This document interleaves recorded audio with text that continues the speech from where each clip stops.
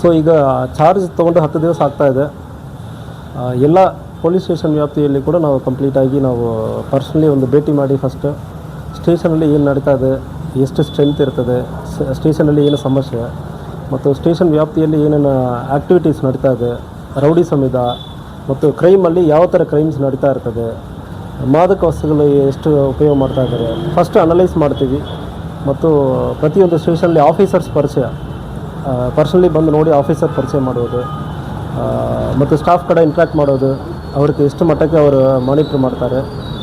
ಒಂದು first level of supervision ಇದೆ. Immediately ಈಗ ಏನು ನಡೀತಾ ಇದೆ ಜಿಲ್ಲೆ ಬಗ್ಗೆ ತಿಳ್ಕೊಳ್ಳೋದಕ್ಕೂ ಆ ಜಾಗಕ್ಕೆ ಹೋಗುವಾಗ ಅಲ್ಲಿ ಜಾಗ್ರಫಿ ಹೆಂಗಿರ್ತದೆ, ಏರಿಯಾ ವೈಸ್ ಎಷ್ಟು ದೊಡ್ಡದು, ಇದೆಲ್ಲ ಅರ್ಥ ಮಾಡಿಕೊಳ್ಳೋದಕ್ಕೂ ಪ್ರತಿ ಸ್ಟೇಷನ್ ಕೂಡ ವಿಸಿಟ್ ಮಾಡ್ತಾಯಿದ್ದೀನಿ.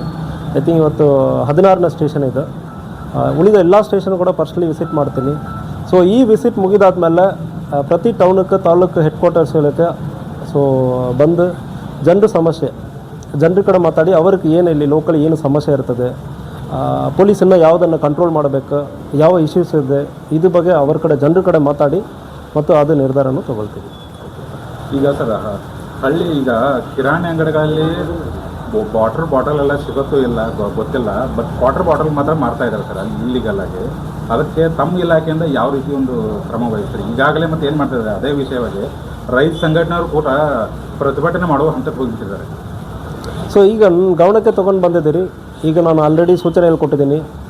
ಪರ್ಟಿಕ್ಯುಲರ್ಲಿ ಒಂದು ಎಕ್ಸೈಸ್ ರೈಡ್, ಮಾದಕ ವಸ್ತುಗಳು, ಕ್ಲಬ್ ಮತ್ತು ಮಾರಲ ವಿಚಾರ ಇದು ಎಲ್ಲಿ ನಡೀತದೆ ಅಂದರೆ ಕೂಡ ನೀವು ಪತ್ರಕರ್ತರು, ಮಾಧ್ಯಮಿತರರು, ಸಾರ್ವಜನಿಕರು ನಮ್ಮ ಡಿಸ್ಟಿಕ್ ಪೇಜ್ SP ಪೇಜನ್ನು ಸೋಷಿಯಲ್ ಮೀಡಿಯಾ ಪೇಜ್ಗಳಲ್ಲಿ ಫೇಸ್ಬುಕ್ ಇರಲಿ, ಇನ್ಸ್ಟಾಗ್ರಾಮ್ ಇರಲಿ, ಟ್ವಿಟರಲ್ಲಿ ನೀವು ಶೇರ್ ಮಾಡಿ ಎಲ್ಲಿ ಏನು ನಡೀತಾ ಇದೆ ಅಂದರೆ ಮಾಹಿತಿ ಕೊಡ್ತಾರೆ ಅಂದರೆ ಕೂಡ ನಾವು ಪರ್ಸನಲಾಗಿ ಮಾನಿಟ್ರ್ ಮಾಡಿ ಅಲ್ಲಿ ಏನು ನಡೀತಾ ಇದೆ ಅಂದರೆ ನಮ್ಮ ಗಮನಕ್ಕೆ ಬರ್ತದೆ.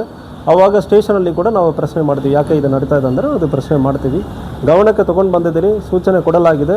ಮುಂದುವರಿಯುವ ಸಂದರ್ಭದಲ್ಲಿ ನೀವು ಪರ್ಟಿಕ್ಯುಲರ್ ಇನ್ಫಾರ್ಮೇಷನ್ ನಿಮ್ಮ ಹೆಸರಲ್ಲಿ ಹಾಕೋದು ಬೇಕಾಗಲ್ಲ. ಯಾವುದೋ ಒಂದು ಗೋಸ್ಟ್ ಅಕೌಂಟ್ ಅಂದರೆ ಹೇಳ್ತೀವಿ.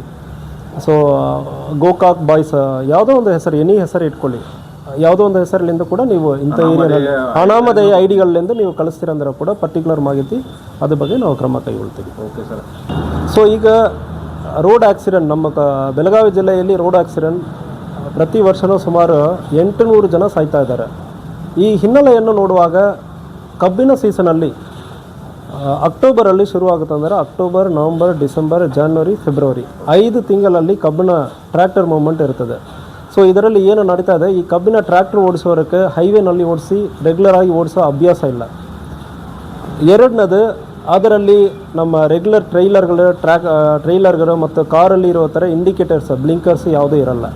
ಸೊ ಅದರಿಂದ ಅಷ್ಟು ಬೇಗ ಹೋಗುವ ಗಾಡಿಗಳಕ್ಕೆ ಮುಂದೆ ಟ್ರ್ಯಾಕ್ಟರ್ ಇರುವುದೇ ಗೊತ್ತಾಗೋಲ್ಲ. ಸೊ ಅದರಿಂದ ಒಂದು ಡೆತ್ ಆಗ್ತಾಯಿದೆ. ಅದಕ್ಕೆ ರಿಫ್ಲೆಕ್ಟರ್ ಕ್ಲಾತ್ ಹಾಕ್ಕೊಂಡು ಗಾಡಿ ಓಡಿಸಬೇಕಂದ್ರೆ ಆಲ್ರೆಡಿ ಸೂಚನೆ ಕೊಟ್ಟಿದ್ದೀವಿ. ಹಾಕಿಲ್ಲ ಅಂದರೆ ಪೆನಾಲ್ಟಿ ಹಾಕೋದಕ್ಕೆ ಮತ್ತು ಕೇಸ್ ಮಾಡೋದಕ್ಕೆ ಹೇಳಿದ್ದೀವಿ. ರೋಡ್ ಸೈಡಲ್ಲಿ ಪಾರ್ಕ್ ಮಾಡಿರೋ ಗಾಡಿಗಳಲ್ಲಿ ಆಗುವ ಸಂದರ್ಭದಲ್ಲಿ ಕೂಡ ಅದಕ್ಕೆ ಕೇಸ್ ಮಾಡೋಕ್ಕೆ ಹೇಳಿದ್ದೀವಿ. ಮತ್ತು ಯಾವುದೇ ಒಂದು ಟ್ರ್ಯಾಕ್ಟರ್ ಕೂಡ ರಿಫ್ಲೆಕ್ಟರ್ ಕ್ಲಾತ್ ಇಲ್ಲದೆ ಹೋಗುತ್ತಂದ್ರೆ ನೀವು ಫೋಟೋ ತೊಗೊಂಡು ಕಳಿಸ್ತೀರಂದ್ರೆ ಆ ಇನ್ಫಾರ್ಮೇಷನ್ ನಮಗೆ ಡೀಟೇಲ್ ಆಗಿ ಸಿಗುತ್ತಂದರೆ ವಿಲ್ ಬುಕ್ ಅ ಕೇಸ್. ನೀವು ಫೋಟೋ ಮೇಲೂ ಕೂಡ ನಾವು ಕೇಸ್ ಬುಕ್ ಮಾಡೋದಕ್ಕೆ ರೆಡಿ ಇದ್ದೀವಿ. ಎರಡನೇ ವಿಚಾರ, ಕುಡಿದು ಬಿಟ್ಟಾಗ ಕೆಲವರು ಗಾಡಿ ಓಡಿಸ್ತಾರೆ. ಯಾವನೋ ಒಬ್ಬನ ಕುಡಿದು ಎಲ್ಲಿಯೇ ಓಡಿಸೋದಕ್ಕೆ ಅಮಾಯಕರು, ಆ ಮನೆಯಲ್ಲಿ ದುಡಿಯುವವರು ಅವರು ಡೆತ್ ಆಗ್ತಾ ಇದ್ದಾರೆ. ಸೊ ಇತ್ತೀಚಿನ ಸಂದರ್ಭದಲ್ಲಿ ಕುಡಿದು ಗಾಡಿ ಓಡಿಸಿ ಒಂದು ವೇಳೆ ಯಾವನೋ ಕುಡಿದು ಬಿಟ್ಟು ಗಾಡಿ ಓಡಿಸಿ ಇನ್ನೊಬ್ಬರ ಸಾಯಿಸುವ ಸಂದರ್ಭದಲ್ಲಿ ಮರ್ಡರ್ ಕೇಸಕ್ಕೆ ಈಕ್ವಲೆಂಟ್ ಆಗಿ ಕಲ್ಪಬಲ್ ಹೋಮಿಸೈಡ್ ಅಂದರೆ ಹೇಳ್ತೀವಿ.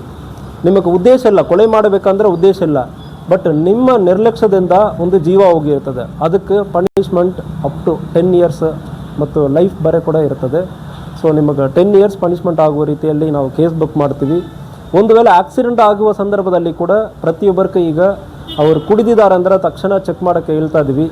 ಒಂದು ವೇಳೆ ಕುಡಿದಿರುವ ಸಂದರ್ಭದಲ್ಲಿ ಅಟೆಂಪ್ಟ್ ಟು ಮರ್ಡರ್ಗೆ ಈಕ್ವಲೆಂಟ್ ಆಗಿ attempt to culpable homicide 110 BNS ಅಲ್ಲಿ ಕೇಸ್ ಬುಕ್ ಮಾಡಿರ್ತೀವಿ ಮತ್ತು ಅವರನ್ನು ಕೋರ್ಟಿಗೂ ಕೂಡ ಪ್ರೊಡ್ಯೂಸ್ ಮಾಡ್ತೀವಿ. ಸೊ ಇಂಥ ಕ್ರಮಗಳನ್ನು ಕೈಗೊಳ್ಳುತ್ತೀವಿ. ಆ ಸಂದರ್ಭದಲ್ಲಿ ಇವರ ಕೈಯಲ್ಲಿಂದ ಕೂಡ ಕಾಂಪನ್ಸೇಷನ್ ಕೊಡಬೇಕಾಗುತ್ತದೆ. ಕುಡಿದು ಗಾಡಿ ಓಡಿಸುವ ಸಂದರ್ಭದಲ್ಲಿ ಜೈಲಿಗೂ ನೀವು ಹೋಗ್ತೀರೋ, ಕೈಯಲ್ಲಿಂದ ಕೂಡ ನೀವು ಕಾಂಪನ್ಸೇಷನ್ ಕೊಡಬೇಕಾಗುತ್ತದೆ. ಸೊ ಯಾವುದೇ ರೀತಿಯಲ್ಲಿ ಕುಡಿದು ಯಾರು ಗಾಡಿ ಓಡಿಸ್ತಾರಂದರೆ ಅವ್ರಿಗೆ ಯಾವುದೇ ಕಾರಣವೋ ಯಾವುದೇ ಒಂದು ನಾವು ಸ್ವಲ್ಪ ಮೆರ್ಸಿ ತೋರಿಸುವುದು ಇದಕ್ಕೆಲ್ಲ ಯಾವುದಕ್ಕೆ ಅವಕಾಶ ಇಲ್ಲ.